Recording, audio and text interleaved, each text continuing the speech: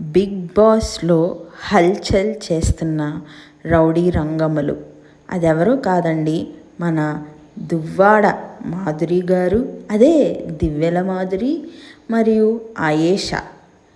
ప్రియాకి, శ్రీజాకి షాకిని డాకిని అని social media మొత్తం పేరు పెట్టింది. మరి ఈ రౌడీ రంగమ్మలకి ఏం పేరు పెట్టాలో ఆలోచిస్తున్నారా? పెట్టచ్చు కదండి. మనోళ్ళు మనకి చాలా చాలా చులకన. వీళ్ళేం చేస్తున్నారు? ప్రియా అండ్ శ్రీజ కన్నా వీరేమన్నా తీసిపోయారా? మాధురి, దివ్యల మాధురి అయితే నోటికి అదుపు లేకుండా ఇష్టం వచ్చినట్టు, అదేదో పొలిటికల్ పంచాయతీ అయినట్టు, లేకపోతే అపోజిషన్ మీద అరుస్తున్నట్టు, అసెంబ్లీలో గొడవలు పడుతున్నట్టు, తనకి ఎంత పొగరు కాకపోతే ఈ అనుకుంటూ చేదరించుకుంటుంది కంటెస్టెంట్స్ మీద. ఇంకొంచెం అసలే అనకూడదు కానీ చాలా చాలా చీప్ క్యారెక్టర్ తంది.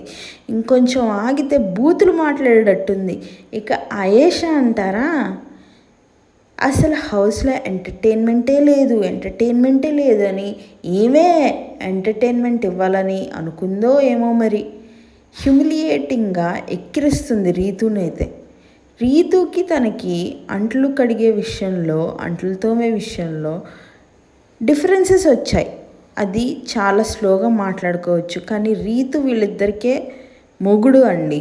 నిజంగా చెప్పాలంటే ఈ విషయంలో రీతుని చాలా చాలా సపోర్ట్ చేస్తున్నా. ఆయేషా ఇష్టం వచ్చినట్టు బెబెబే బబబే బ్లా బ్లా బ్లా అనుకుంటూ ఇష్టం వచ్చిన నోరు మూయవే అని అనడం. తనే ఫస్ట్ టంగ్ స్లిప్ అయింది. ఓవర్ యాక్షన్ అని అనడం, ఇవన్నీ చాలా చాలా రాంగ్ అండి. మళ్ళీ రీతు వెళ్ళిపోగానే వెనకాల ఎక్కిరించడం. ఈ ఇద్దరు ఈ గయ్యాలి గంపల ద్వారా బిగ్ బాస్ హౌస్కి ఏదైనా మంచి జరిగిందా అంటే మంచి జరిగిందనే చెప్తానండి. ఇప్పటిదాకా రీతుకి, దివ్యకి, సంజనాకి ఎంతమంది హేటర్స్ అయితే ఉండుంటారో, I'm also one of the hater. వాళ్ళందరూ ఇప్పుడు వాళ్ళకి పాజిటివ్ అవ్వబోతున్నారు. ఎందుకంటే దివ్యల మాధురి దివ్యాని టార్గెట్ చేస్తూనే ఉంది. దానికి తగ్గట్టు ప్రియా కూడా ఎక్కడ కూడా తగ్గకుండా కౌంటర్స్ ఇస్తూనే ఉంది. అసలు మాధురి అయితే దివ్యాని కంప్లీట్గా టార్గెట్ చేసిందండి. మరి భరణిని ఎందుకు టార్గెట్ చేయట్లా? భరణి మీద సాఫ్ట్ కార్నరా ఆల్రెడీ వేసుకుంటున్నారులేండి రీల్స్లో.